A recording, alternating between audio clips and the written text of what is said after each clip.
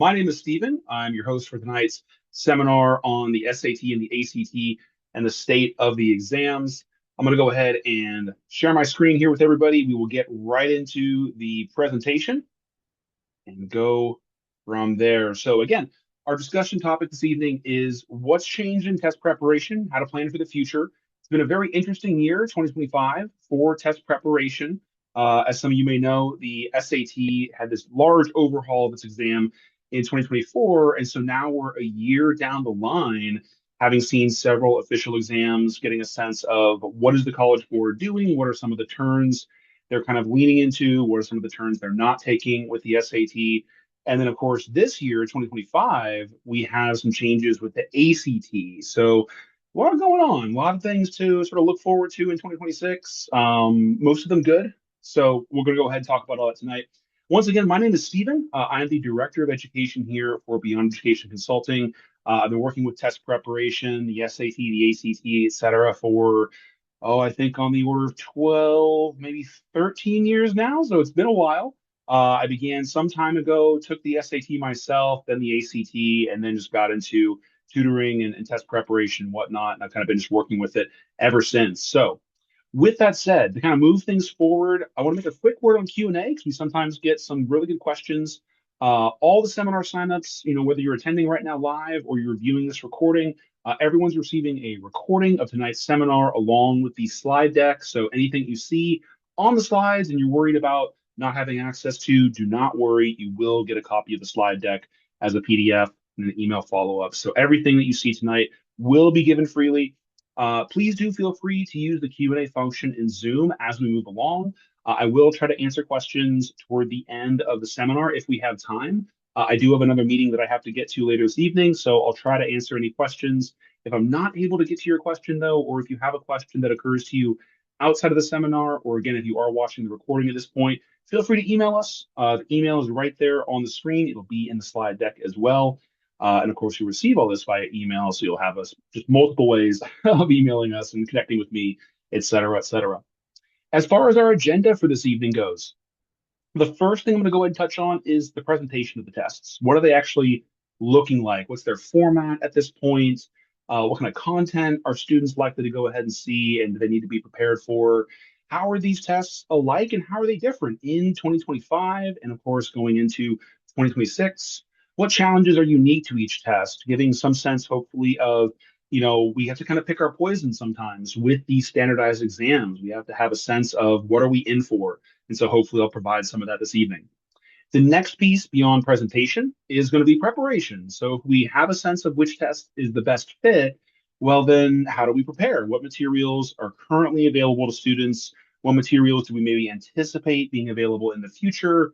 And what time frames should students anticipate for preparation? Basically, what does a successful or effective time frame generally look like?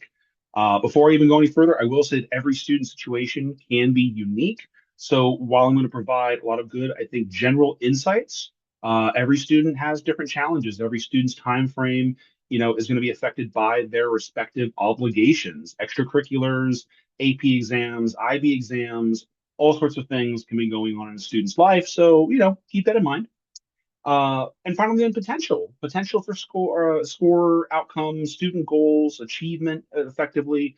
Which test again is better for a given student, and what are college admissions offices expecting? How are sort of colleges weighing in on the SAT and the ACT? Because of course they're another player in this game, another stakeholder in the conversation. We kind of have the College Board, the ACT organization. We have the students themselves, of course, you as the family, right? We have the schools, and then of course we have the college admissions offices. So everyone has a little bit of a place in this game, so to speak.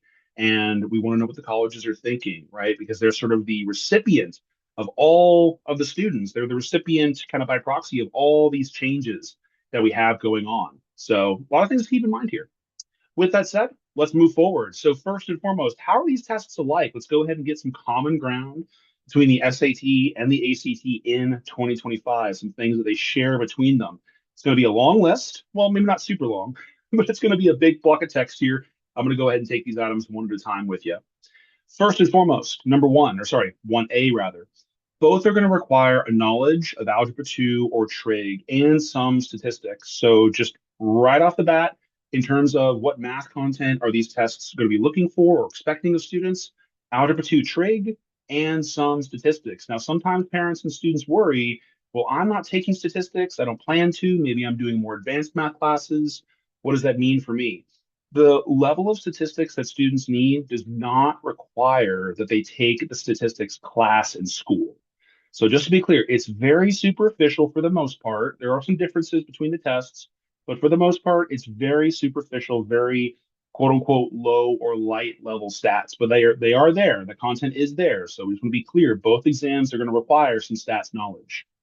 Both are going to require a grasp of grammar rules that are going to go beyond high school curricula. The fact is that most high school curricula, frankly, the vast majority, do not really touch on grammar. That's something that's relegated usually to middle school or even elementary school. So it's the case where the test surprised students, both of them, ACT or SAT. They're surprised at the need to understand commas, semicolons, how to understand phrases and things like that, how to sort of break down sentence structure. Again, the fact is, most high schools do not worry about that kind of content. And so when it shows up on these tests, students can be a little bit blindsided. They sort of go by feeling in most cases. They say, well, I chose my answer based on how I think the comma is supposed to work, but they don't really have a firm knowledge of it. And that can cause a lot of problems for, again, both exams. C, both are scaled exams. So what that means that overall in scoring interpretation will vary from test to test, meaning that you can go ahead and get one score on one practice exam for SAT or ACT, and then get a slightly different one for the next test, all right? Because again, they're going to scale slightly differently. There are quote unquote harder versions of the SAT and ACT out there, and there are quote unquote easier versions of the SAT and ACT out there. And this sort of observation extends to the official tests as well. So sometimes students and parents ask the question, well, which month for the test is easiest? If there's an easier version of the ACT out there or the SAT out there, which month is that going to get proctored? So I want to see the easy one. We never know. There's not really a firm answer to that. Some students will say, oh, I think it's March for the SAT or February for the ACT, because those are the first months of each year those tests are offered, each calendar year. There's no evidence to that. There's no evidence that the summer tests are any easier.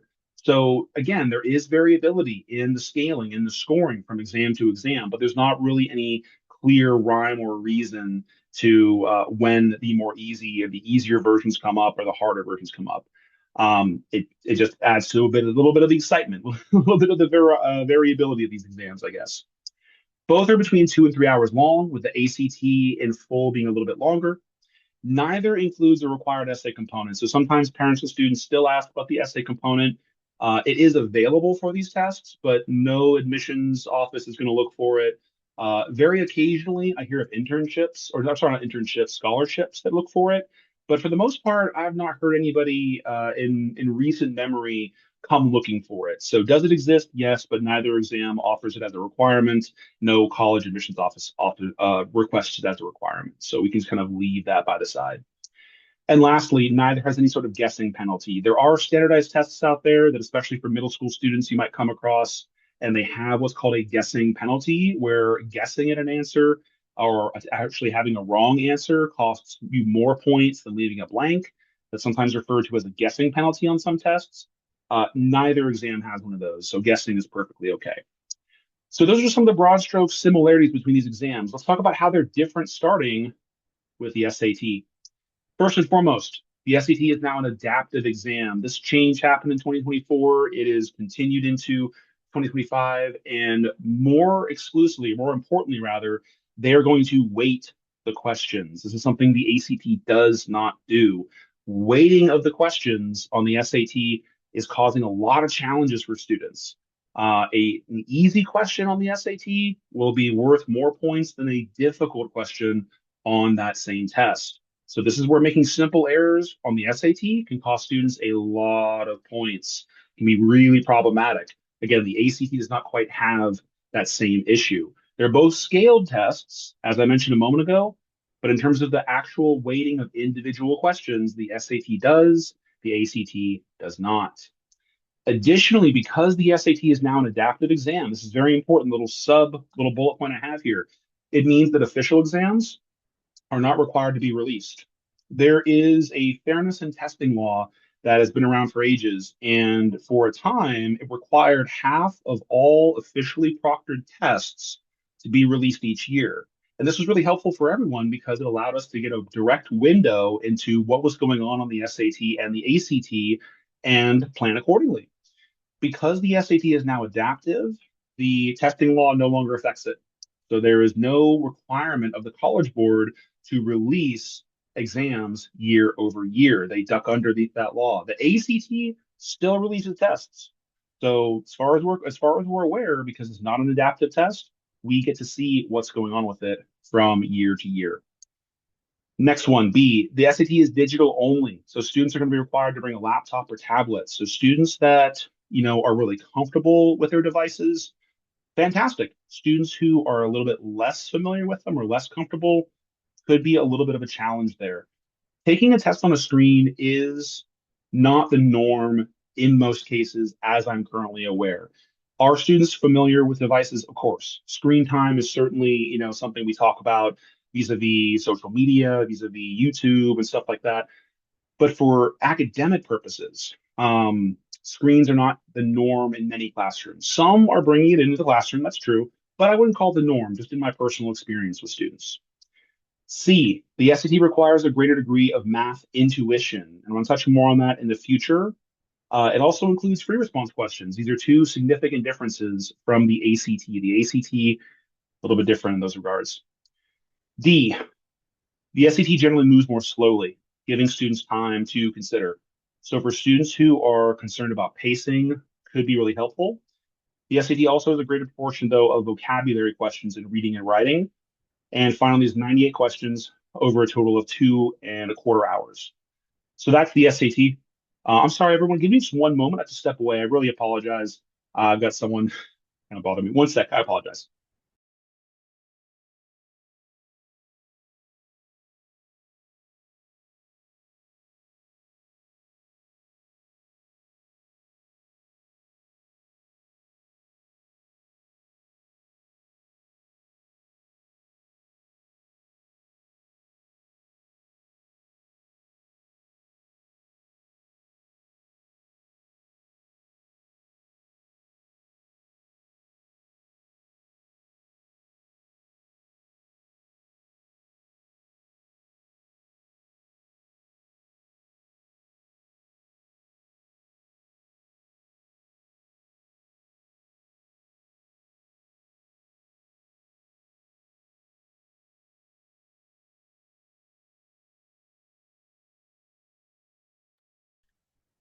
Sincere apologies, everybody. That's part of the joys of having the family home for the holidays. Just a little bit of extra chaos over here. With that said, sorry, let me keep on moving here. So as far as the ACT, so the ACT is not adaptive. The ACT with any given month's exam will be the same for all students. It doesn't change from test taker to test taker. There's nothing adaptive about it. Everyone will receive the exact same exam, regardless of how they perform, et cetera, et cetera. This should mean, as I was mentioning a moment ago, that about half of all official exams will get released annually. And this can be really helpful for us because, again, it gives us that window into what's going on with the test. Next, the ACT does offer a digital format, but there is also paper formats still available. So the good news is that students are going to be able to choose which format they prefer. And as I was just mentioning, digital, it's just not the norm quite yet, right, in many classrooms. So the transition from paper tests in school to a digital format for your SAT or ACT can be a little bit of a challenge. Paper is just still the norm in most cases, and the ACT offers that. Could be advantageous. There's also in the ACT a greater degree of math knowledge that's required. For the SAT, I said it was math intuition. For ACT, it's more so math knowledge, specifically in the areas of geometry and statistics, but also in some more unusual math topics that would be included again in Algebra 2, possibly Algebra 1. So the ACT is more knowledge focused, the SAT a little bit more intuition focused. The ACT also generally moves more quickly, requires students to pretty much keep pace at a not quite a sprint, so to speak, but they have to keep moving. They have to keep momentum with the material as they move from section to section. There's just not as much time available to them on a question by question basis. The ACT also offers a quote unquote science section that really is there to evaluate data analysis skills. This is something unique to this test. The SAT does attempt to include some of what they would call sort of data analysis skills.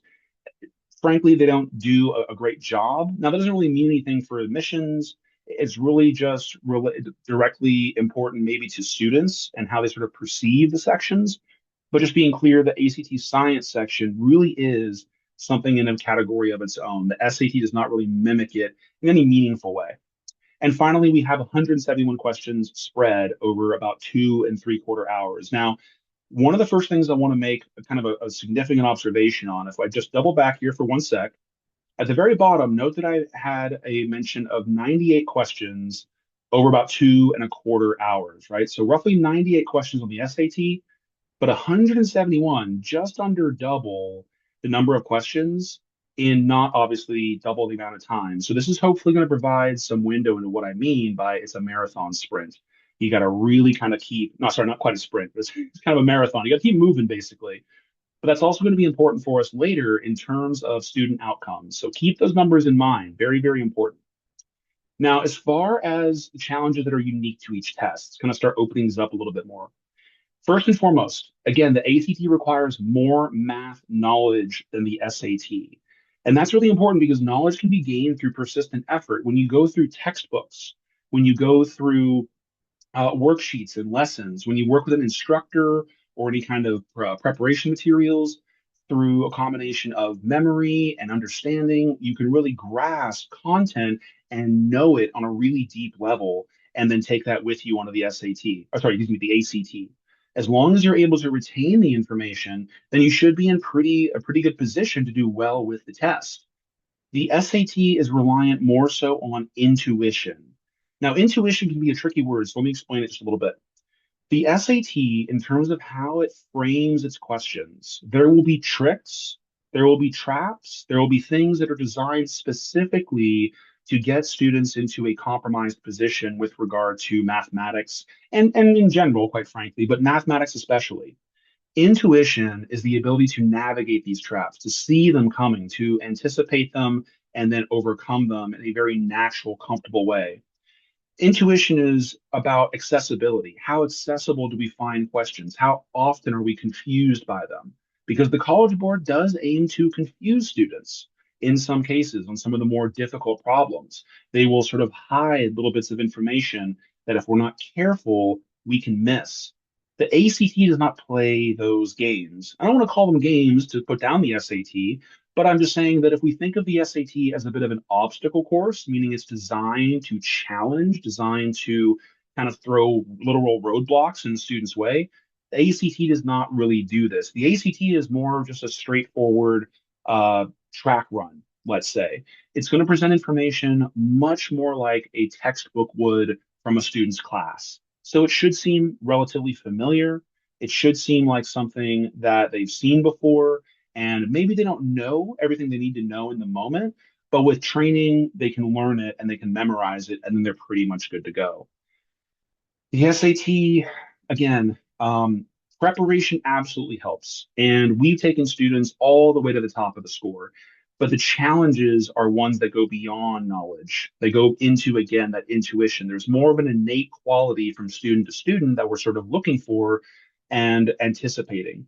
Knowledge otherwise can usually just be learned and, like I said, known with persistent effort. So they're a very different approach that we take for helping students with either exam.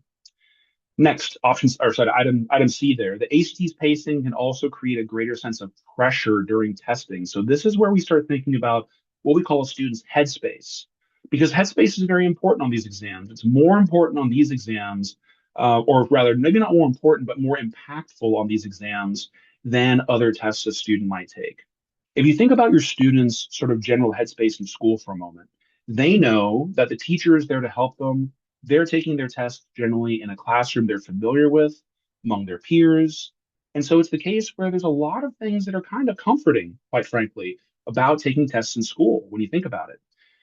When you take a test like the SAT or ACT, you're taking it at a testing center, usually a school, but you might be seated next to strangers. And you know this test is kind of a one and done, meaning you get this one chance this month, and then you have to wait for the results and then figure out what comes next. And it's not something that you've directly been taught about in school. And it's not during sort of a really anticipated normal time and place. For a lot of reasons, a lot of X factors there, the atmosphere is very different and the headspace is very different. And there's a lot of pressure that students put on themselves. So when the ACT has this more advanced pacing where students have to move more quickly, that can kind of compound things. Students feel sort of figurative weight on their shoulders as they take this test, and that can be a challenge unto itself. It's definitely manageable, but it is sort of an element the SAT just doesn't have. Lastly, the SAT scoring system makes for less consistent performance between exams. I mentioned earlier the weighting of questions. The weighting of questions is really tricky. It really throws a wrench into how we sort of attempt or sort of approach preparation and how we sort of understand student scores. To give you some deeper insight into this, the easier questions, as I mentioned, are worth more points. But what do we normally focus on during most preparation? If you're working with a student, where they feel most of their problems are probably in some of the medium to hard content.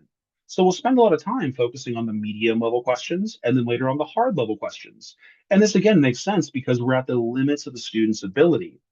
But then let's say they take an exam and they get everything on the medium and hard pretty close to perfectly correct, but maybe they have a little bit of a rough test day and they miss a handful of those easy questions. Because they're worth as many points as they are, suddenly the score doesn't seem like it's moving.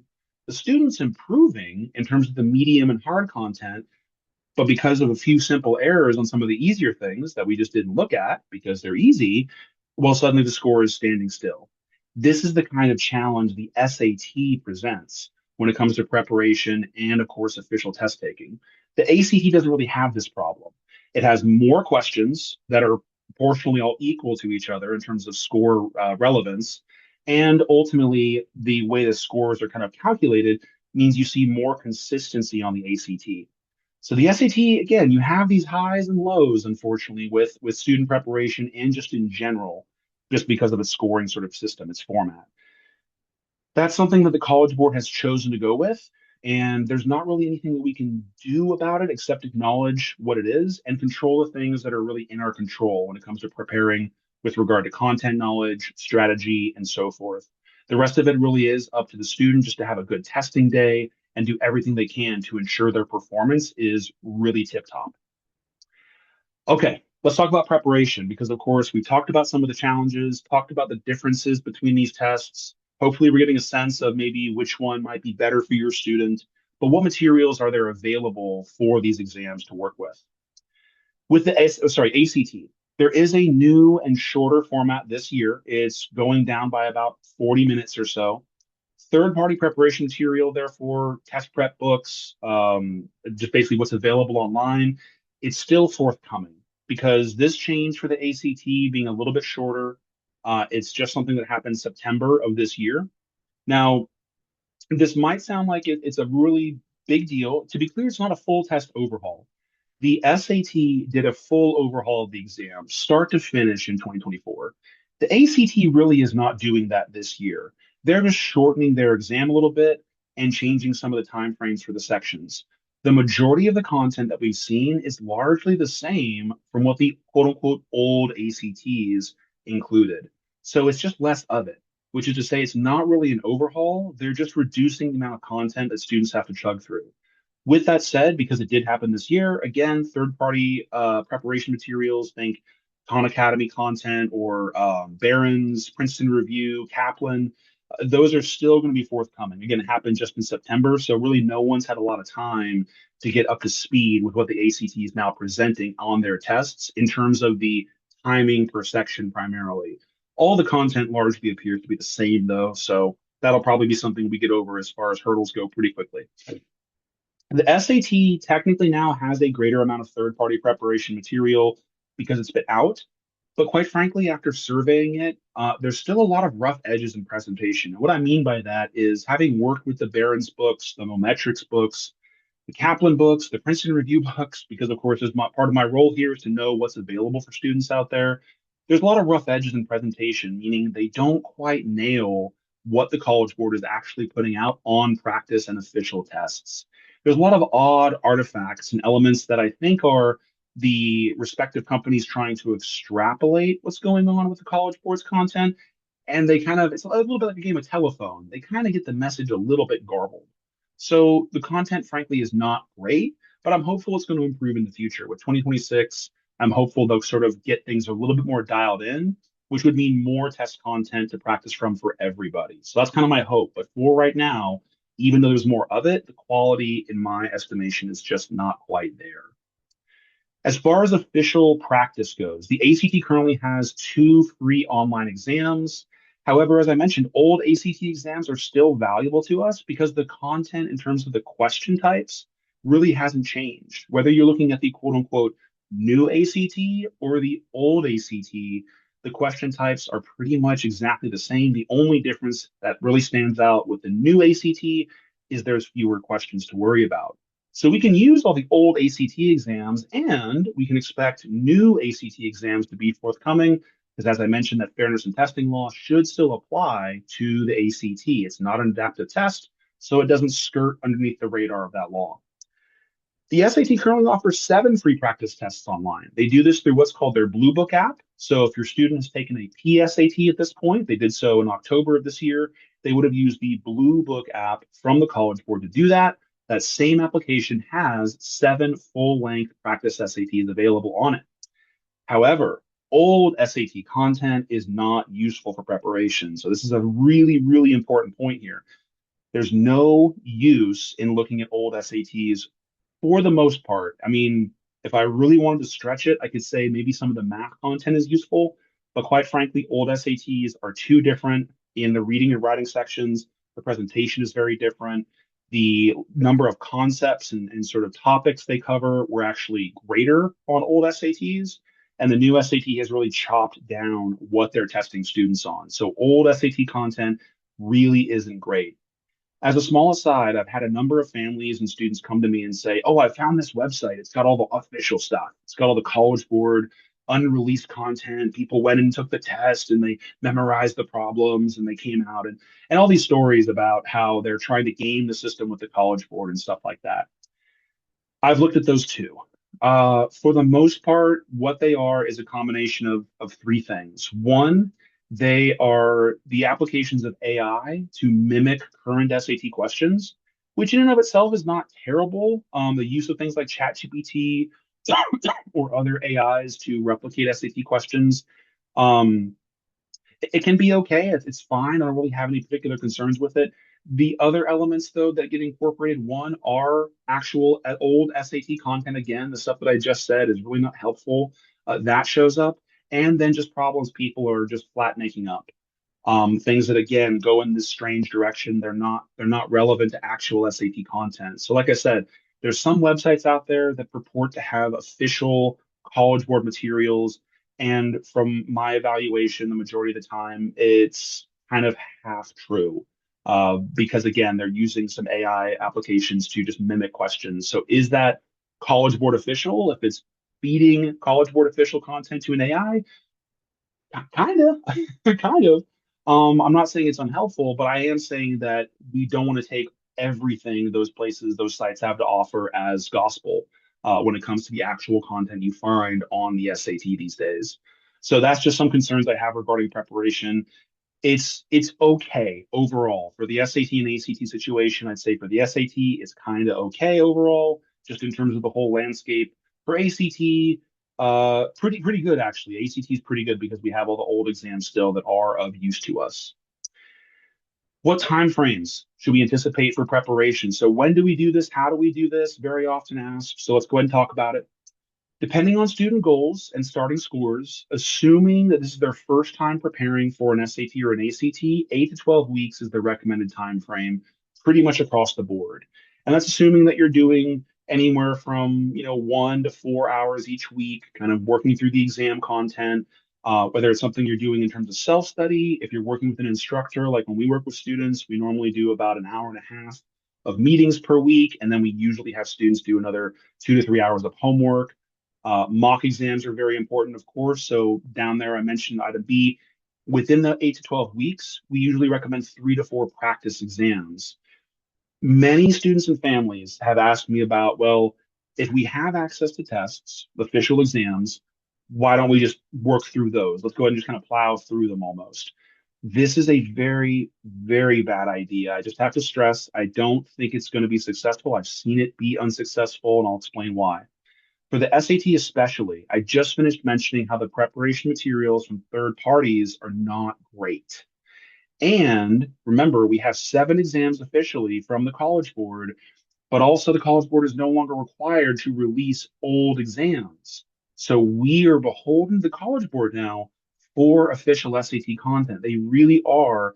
It's just their game at this point. Whatever they want to release, they will release, and no one is forcing their hand to help any more than they have to. Again, historically, they've been required to release exams year over year because of the fairness and testing law. They are no longer beholden to that. So any practice test they want to officially release, totally their call. When it comes to then preparing for an exam, if students say, well, let me just go ahead and test and test and test and test, and I think I'm going to get better that way, this is what I refer to as over testing, where there's not enough review, there's not enough consideration and analysis that goes into the content or the strategic approaches that students are using between those exams. And then ultimately, they don't see score improvements because they kind of keep doing the same things. And that's really problematic because we don't have that much content to work through. So once those practice tests are burnt up, once we've used the 7 exams from the College Board, we have very little really reliable content to continue working with. It's just the case where we're just kind of stuck. I hate to say it. We really are, again, beholden to the College Board in this regard, just because, again, the nature of the testing terrain out there as they've kind of got it set up for themselves.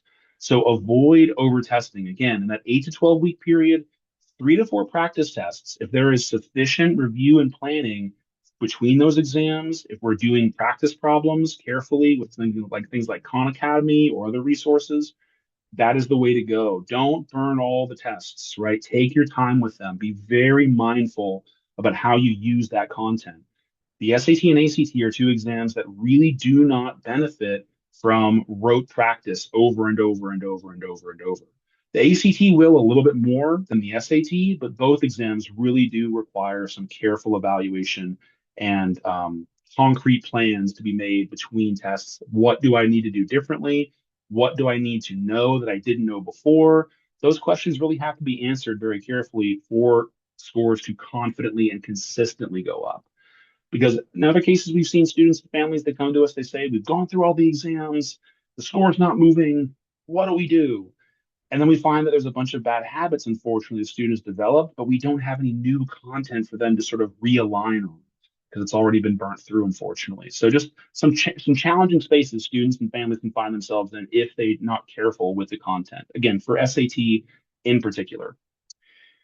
And then last item right there, students should expect to take the exam 2 to 3 times officially to achieve their best score. As I mentioned much earlier, for official testing scenarios, there's a lot of X factors there. The atmosphere, the pressure, the headspace. These are not normal quote unquote school exams that students are taking.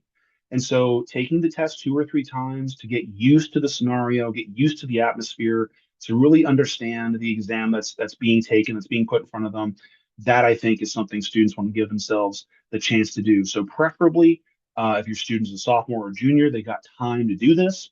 If your student is later on going to be a senior, things can be kind of tough as they approach deadlines for college admissions. At this point, we're kind of past all that. But again, just make sure we have that 8 to 12 weeks, and beyond that, make sure we have time for retakes. Very, very normal to take these tests multiple times.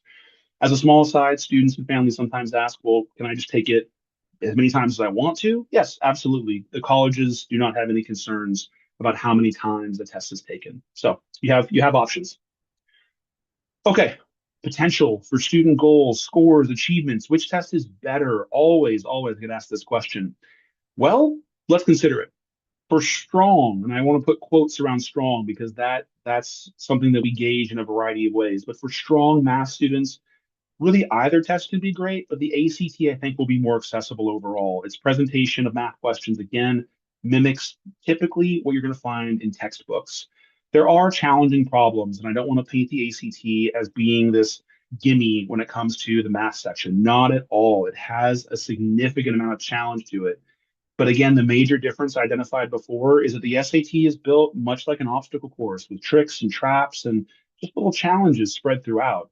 The ACT generally does not incorporate those elements into its presentation of questions. So for strong math students, either test again can be very good, but the ACT, in my experience, will be the better experience overall for students who are prepping for it. For strong language arts students, really either test again can be great. I don't want to sort of paint one or the other into a corner, but the presentation of reading questions may be preferable one way or another. So a student should kind of take a look at both and decide which format they prefer. The SAT has what we call short form reading, while the ACT has long form reading. The major difference between those two is the SAT presents questions with typically just about one paragraph attached to them. So it's a matter of reading the paragraph, digesting the information, and then tackling the question. And you repeat this as you go through the reading section. The ACT reading section is different in that it will present a longer passage, three, four, five paragraphs, and then you have to go ahead and dive into a series of questions related to the lengthy passage you just read through. So it's more of a long form approach. Again, I think both have their pros and cons. I would usually leave it to students to decide for themselves which one they prefer. I haven't found that there's any particular advantage to one or the other in a more objective kind of sense. Both will require what are called objective reading skills. These are things not usually taught in school, so that's kind of in favor or maybe against both. It's just a new skill set a student has to adopt. Objective reading is all about sticking to the ink on the page, sticking to exactly what we're being told in the passage. That's usually something very different from the critical reading skills that students are getting in school. So without going too deep into the language arts side of things, it's just something new students have to learn for really either exam. The ACT historically does have slightly lower reading level requirements. And what I mean by that is it's not that it's not a challenging test, but it is the case where the SAT, especially in this past year, has shown that the level of sophistication, the level of difficulty associated in general with its reading passages is higher, in some cases, notably so, than what we see on the ACT. Again, I don't want to paint the ACT as an easy exam. That's not what I'm trying to say here. I am saying, though, that periodically, because of the SAT's choice of sourcing its material for reading passages, it can be very high level reading content, things that would be very at home for a sophomore or even junior year college student. Just some of the context you see there is very, very, very challenging, very sophisticated. The ACT usually does not press that hard freshman year of college, generally at the higher levels. With that said, the science section of the ACT, because that, as I said earlier, is one of the standout elements of the ACT, it can initially be challenging for students. It is a very unique section, again, tied to data analysis skills, but very often it becomes easier once a student knows how to approach it, knows how to anticipate it. So there is a bit of a learning curve here, just to be clear, in terms of your preparation, in terms of sort of adding another element to this mixture of scores. How do we sort of arrive at them? How do we plan around them? The science section for the ACT will be another variable that we have to consider very carefully. It can initially be off-putting to students because it is, as I said, kind of unique. But overall, I find most students get pretty comfortable with it with some understanding of it.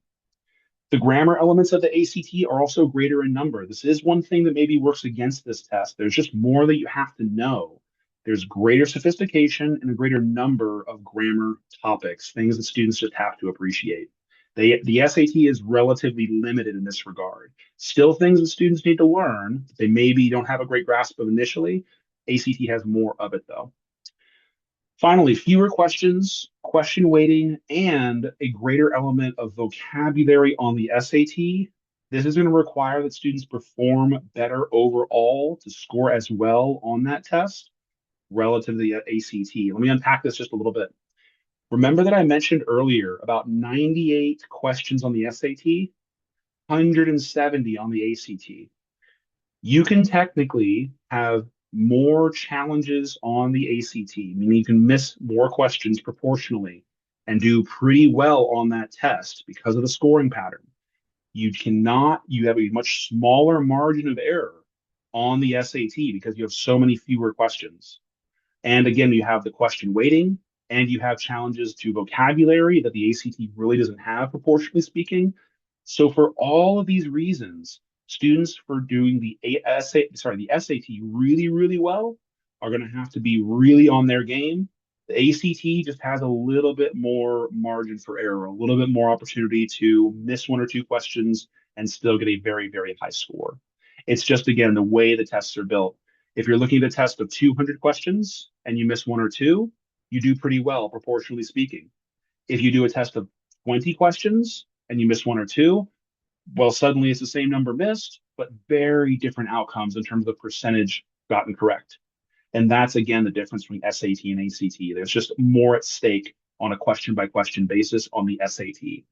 That's not, again, to slight the SAT. I know sometimes when I talk to parents and students, they say, well, should I just not do the SAT? Well, it depends on your goals, depends on your preferences. Again, there's a lot of variables here.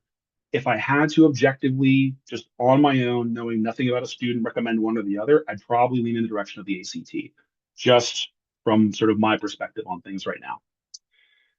Next, students with learning differences. This is another great question I get often, so I want to address it.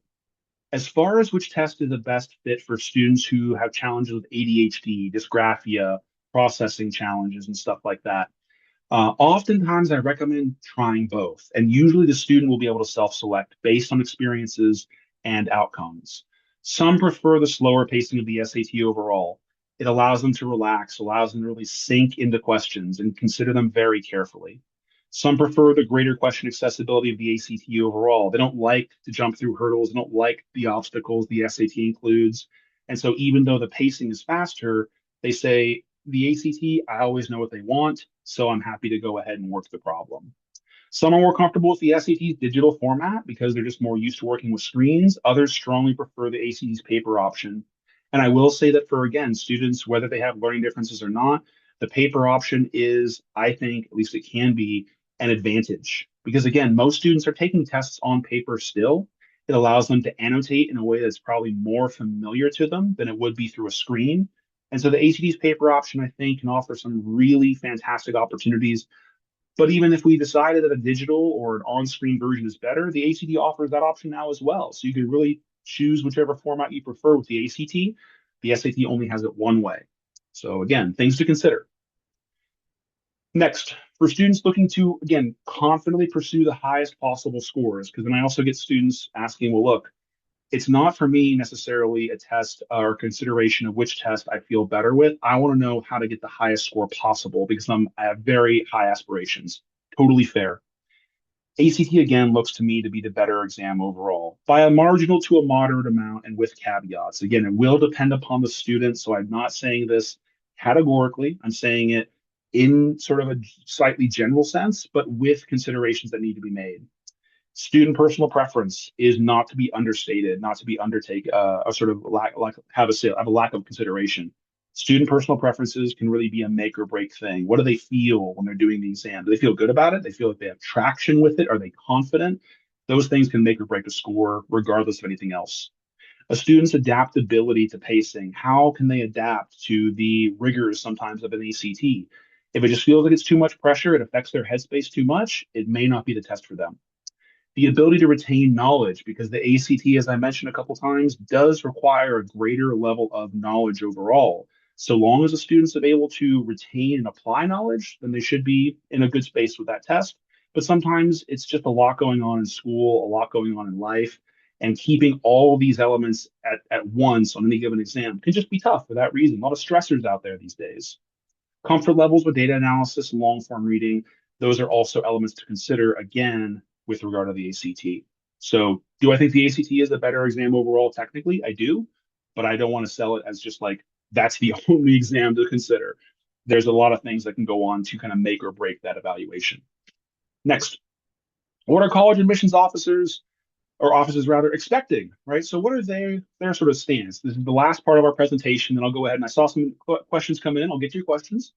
But what are they expecting? Well, college admissions generally are expecting, but not all requiring right now, a standardized test score, as it does help their process for evaluation significantly. Our understanding from admissions offices is that students will all come to them with a GPA, but those GPAs are developed at different schools with different teachers from different areas of the country, sometimes different areas of the world. So comparing GPAs can be very tricky. It's not that it's unhelpful, but it is difficult because we can't say that any one school and any one teacher with any one contribution to a student's GPA is exactly like the other. Schools all have different levels of rigor. Schools will have different approaches to, well, do you have honors classes, AP classes, IB classes? Just a lot of sort of moving pieces there.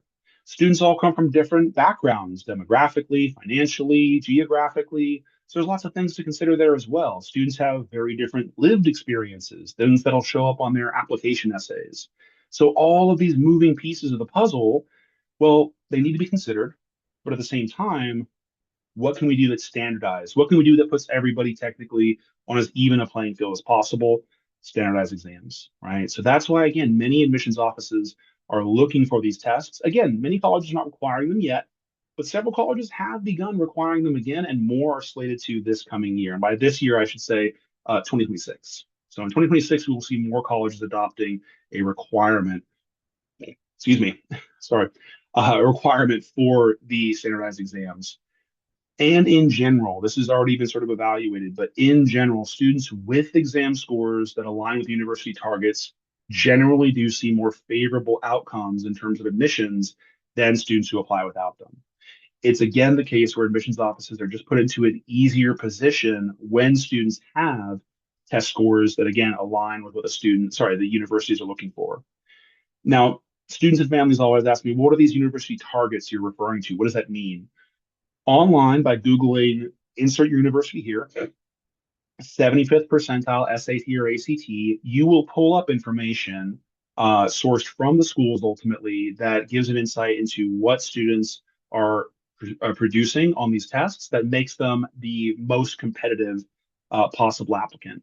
75th percentile and up will land students with regard to SAT and ACT scores into a sort of tier one or first option for admissions. If students are landing around 50th percentile, though, just to be clear, that's not like a bad thing. It just means you're kind of more middle of the pack. It means that in terms of students who are getting into the college, you're kind of right there shoulder to shoulder with the vast majority. So 75th percentile and up, definitely going to be the sort of most competitive we can be. But 50th percentile is not a sort of go broke kind of moment. It's not like an end of the story for any sort of student. And again, just Googling USC, University of Washington, University of Arizona, 75th percentile, SAT, you'll bring up that information pretty comfortably and then have a sense of, well, what should I be targeting to be as competitive as I possibly can? So keep that in mind. If we are able to hit university targets on one of our exams, then definitely send it in with your admissions. It's just going to go ahead and help you as much as possible. And even if we're a little bit lower than 75th percentile, doesn't mean don't submit it, just means just kind of be aware of where things are landing and make a decision from there, right? So with that said, hopefully this was fantastically informative, excuse me. Let me go ahead and tackle some of the questions here. So let me actually slide forward here. If there are other questions, just for anybody watching, you can go ahead and use these, but let me go ahead and tackle some of the questions. Let me see what we got here in the Q&A. Official UC. Okay, so first question here. Let me see if I can answer this live. Yeah, there we go. So the first question here says official UC admissions pages state scores are ignored entirely, even self-reporting with systems in place to exclude them for review. Is this true? Yes, it is true. So the question follows, what is the point of even taking the SAT or ACT for UCs? Great question. Let me expand it from UCs, also including all California state schools, including the polytechs and stuff like that. Public schools in California have, I think since 2022 or 23, they have refused to consider SAT or ACT. Now, if your student is applying again to University of Southern California, out of state schools or other private schools, they do consider, and some of them require SAT or ACT. So if you are only considering UCs or only considering California state schools, then you're good to go. You're set. You have no need of the SAT or ACT. And we do have students and families who come to us with that exact same question. They say, "Hey, I really want to go to UCLA, UC Berkeley. What do I need on my SAT or ACT to get into it?" Nothing, nothing at all. So you're good. You're set. But if there are other schools out there, Santa Clara University, again, yeah, USC, I think I mentioned, any other private schools out there, they are looking for test scores. So if those are something that's on your list as far as targets go, that would be a need. But otherwise, yes, all state schools, UCs, state schools, and stuff like that for California. Doesn't matter if we have them; they will not consider them. They do not look at them. So hopefully that helped. If you're only doing UCs, congratulations, you're good to go. Uh, next question here. Is there any AI tools you recommend? Um, not in particular for preparing for the exam. Um, Let me give this a quick think because it is a good question. So I'll take ChatGPT as an example. So any AI system can be asked for SAT content. Now, when you ask it for SAT content, for example, if I ask ChatGPT, I want to get better on my reading score, how do I do that? It's going to go ahead and grab sort of an aggregate of information from the internet, which, we source from blogs, source from Reddit, source from all sorts of places talking about SAT. And it's going to give you really kind of an aggregate of that information, just the best possible sort of synthesized answer. The challenge there is that the answer, while good, may not ultimately give you sort of a prognosis or a prescription for then what to do next. So as far as the AI tools that are out there, I can't say that they're unhelpful, but in terms of being able to use them to confidently, consistently improve scores, I think it's going to be challenging because it's almost like asking a student to then use the AI to identify what they themselves, the students, don't know, and that's just tough, right? It'd be like me asking, like, "Hey, ChatGPT, what do I not know about physics?" Probably a lot, but ChatGPT is going to have to ask me a lot of questions to figure that out.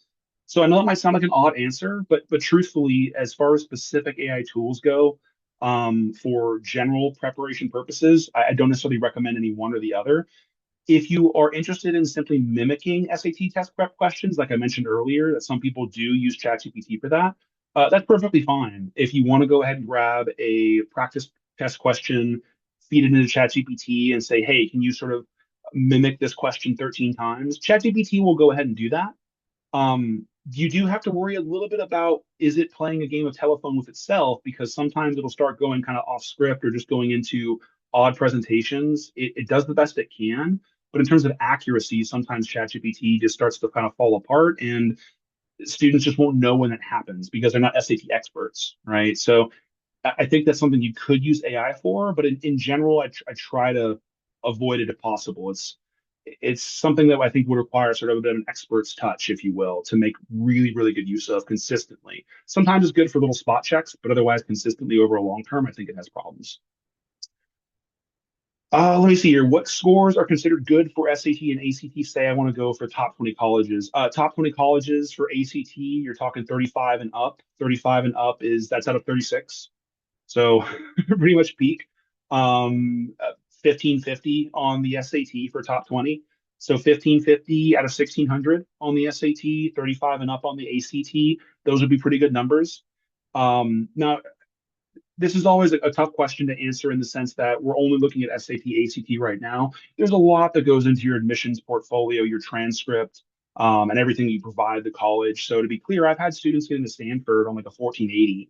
Granted, there was a few years ago before COVID, but I'm saying that even then, when they had really high expectations of students, it's not just the SAT or the ACT that sort of makes you as an applicant. So in general, I'd have to say 1550 and up on the SAT, 35 and up on the ACT. But I also don't want to suggest it's like the be all end all of the application. So, but yeah, hopefully it helps. Again, when you're talking top 20 colleges, everyone wants to go, right? So it's the case where your competition is stiff, and for the most part, again, I'm saying for the most part, having a top 99th percentile score is kind of a given for most of those colleges. They're just expecting that you check that box so they can go ahead and move on to the next thing in your application. Answer live. What is a reasonable hour price for SAT, ACT training? That's a tough question to answer. I can tell you that in general, most, let me think here. So I've been to a number of locations. Right now, of course, Beyond Education Consulting, where I'm, at currently as the director of education. I can speak to our pricing immediately. I've worked though with AJ, I've worked with C2, so a lot of the more major or well-known maybe organizations throughout the Bay Area. But then of course you've got online tutoring sources like Huntington and Wyzant and things like that. Um, in general, I honestly I can't really put an hour price on the training. In terms of what's reasonable, I'm trying to answer your question as best I can. In terms of what's quote unquote reasonable, because you can certainly find SAT AC training for I mean you probably go as low as like maybe 30 or 40 bucks an hour. But I think you also have to evaluate very carefully what is the individual's level of training, level of success with the test, what sort of background do they have with different students and things like that. It's a little bit like asking what's a reasonable price for a doctor or a lawyer or a dentist or a personal trainer. Because that's again, if you're doing sort of training with an individual like an instructor, that's kind of what you're doing. You're looking for a coach, you're looking for a mentor. So what's a reasonable price for again a psychologist or like a life coach?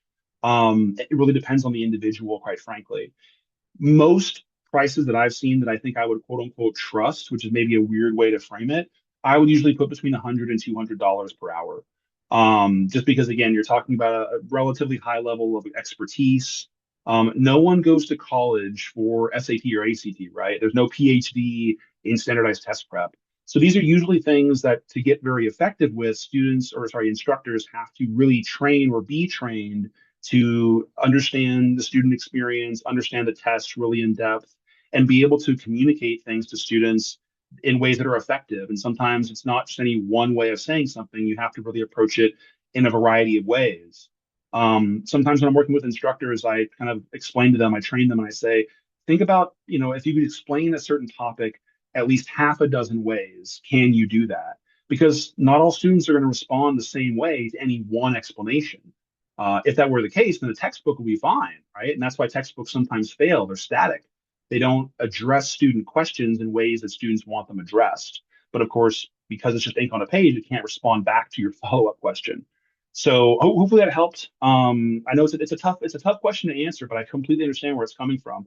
Between 100 and 200, I would say is what I would expect.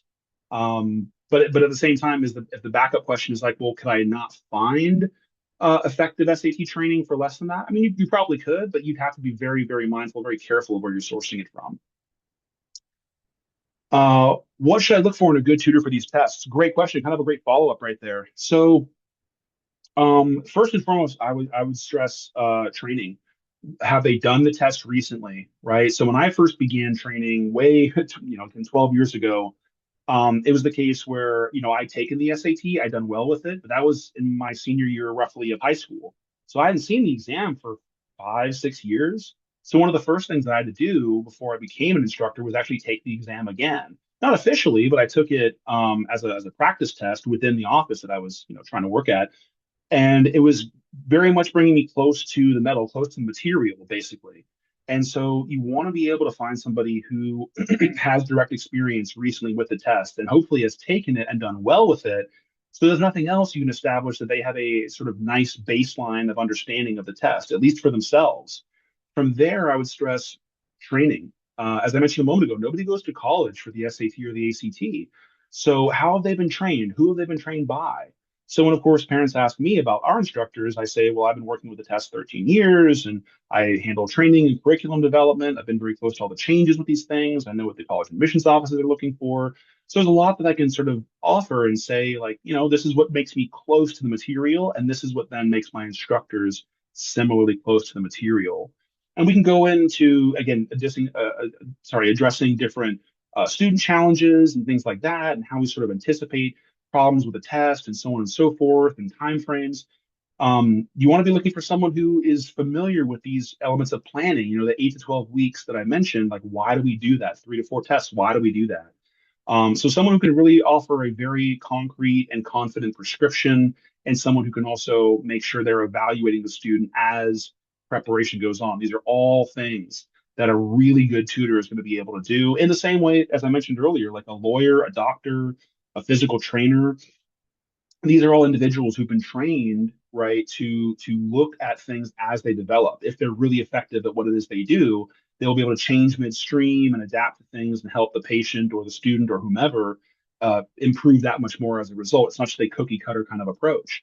So all those things are important in a good tutor for these tests, just because students are all very unique, very different. They have respective challenges, and so we have to be ready to anticipate those and help them overcome. So it's a lot there, lots to unpack, but hopefully it helped. Next question. What grade in high school is it best to take the SAT and ACT? Great question. Um, so as I mentioned earlier, a couple ways to answer the question. One, make sure that we have Algebra 2 trig down. That'd be the first general recommendation. It's not ironclad. You don't absolutely have to have Algebra 2 or trig knocked out, but it's very helpful in general, because otherwise you're teaching to those elements of that class that a student doesn't quite have yet. So that'd be something to consider. Sophomore, junior year is generally a good direction, a good place. Sometimes students and parents will ask, well, hey, can I take it during freshman year or earlier, like middle school? You can. In general, I find a lot of students, though, not all, but some of them, majority of them are just too young still. They're too young as learners, just a little immature, right? And there's nothing wrong with that. They're still very young, so being immature is very normal. But you need a little bit of a sort of mental hardness, a sort of mental rigor. You need a game face for this kind of stuff. And it's a little unusual to talk about a game face, so to speak, with standardized exams, because you don't think, well, it's not like a sports game we're playing, right? I don't need a game face. But as I said, headspace, right? As I sometimes, I refer to it as, you need to be able to take things very seriously. You need to be able to kind of really knuckle down and do the work and grind through it. I had one student named Yvonne ages ago, great student, but she was doing really well with the writing, really well with the math. And it was the reading that was really throwing her off on the SAT. So we were practicing and practicing and practicing. And finally, one day she comes in. It's perfect. It's beautiful. She has a phenomenal practice test score. Her reading is just exactly what we wanted it to be. And I said, Aman, what was the trick? What did you do? Because I have to be able to share this with people as I'm sharing with everybody now. And she said, Steve, I read so intensely with such attention to detail that I was like physically uncomfortable. I was physically uncomfortable in my chair because I was reading so intensely. I refused to let any detail escape me because I was so frustrated at this point with my reading scores being kind of lacking. And I knew what to do, but it didn't seem like it was working. So I did it harder. And I know it sounds like a strange thing to say. It's kind of a strange story, but it worked. It was the case where she really developed just this hardness where she said, maybe I'm not interested in this reading passage. Maybe it's a boring bit of the SAT that I'm doing, but I gotta do it. I gotta muscle through it. And then she went ahead and got the score. So it's just one of those things where, again, younger students should have a harder time doing that. They're more used to just enjoying things. And I hate to paint the SAT or ACT as something that's not to be enjoyed, but it's challenging, right? It's really tough. So I think older students, sometimes sophomores, juniors, that's kind of the sweet spot for them to be ready mentally to take this stuff on. So that'd be my general answer right there. Let's see here. Great question. Is there any negative impact or any impact to submit an SAT score voluntarily over 1400 if applying for UCs? No, no impact at all. So the UCs, again, they're what's called test blind. So test blind, they refuse to entertain SAT or ACT exams. So it's the case where even if we volunteer a score, it won't affect anything. It goes into the system and it's left there realistically. Admissions officers, to my knowledge, don't consider it whatsoever. They've been told not to. And so I doubt they even bother looking at it. So no, even if and that's sometimes kind of frustrating for students too, to be fair, because they say, well, I got this great score. I'm applying to all these schools. I'm applying to the UCs as well. I've got a 1500 plus. So I think I'm looking pretty good on paper, but they won't even consider it. I mean, should I just maybe throw it over there and maybe hope they take a look? No, they don't. Again, for better or worse, it's something they've decided, and they've offered all sorts of press releases and stuff on why they're going to go ahead and do that. The fact is, not to go too deep down a rabbit hole, they've done studies. I think it was Stanford or Harvard. There's a think tank there that found that accepting standardized test scores is actually helpful for everybody. because some of the concern is that, well, there's, underserved communities that don't really have access to test preparation and things like that. Well, aren't they kind of in a disadvantage? Studies have found actually they're helped by SAT, ACTs when it comes to admissions. So even the concern about, well, if you don't have a chance to prep, should you should it be something we consider? They're helped by this, in fact, as studies have shown. So putting it aside, it's the case where UC still they don't want to do it. Again, it's kind of like with the College Board, we're sort of beholden to them. It's their decision, so we just have to accept it and move on. But it is a case where, again, UCs, even with really great scores, they are test blind. They will consider it. So, all right. So we've gone through the questions here. I've got just a few more minutes before I have to take off. Any other questions or concerns? Again, these have been great. I think fantastic questions from everybody out there in the crowd. If you're straining and struggling for questions right now, if you feel like there might be something you want to ask me, again, contact information here on the screen. We'll be emailing these slides with all the contact info out to everybody here. So if there are questions or something that occur later on, always happy to connect and discuss further, just any way that we can possibly help or just provide some insight into what's going on with your student, going off the tests. Um, yeah, let me see here. Any other questions or concerns? No, it's looking like we're good. Well, I want to thank everyone for showing up. And if you're watching this recording right now, thank you for watching. I want to apologize for some of the technical some of the technical hiccups. I started the seminar a little bit early today and then got interrupted by some family here. But hopefully everybody is in good spirits, looking forward to the holidays. So I'll go ahead and start wrapping up here.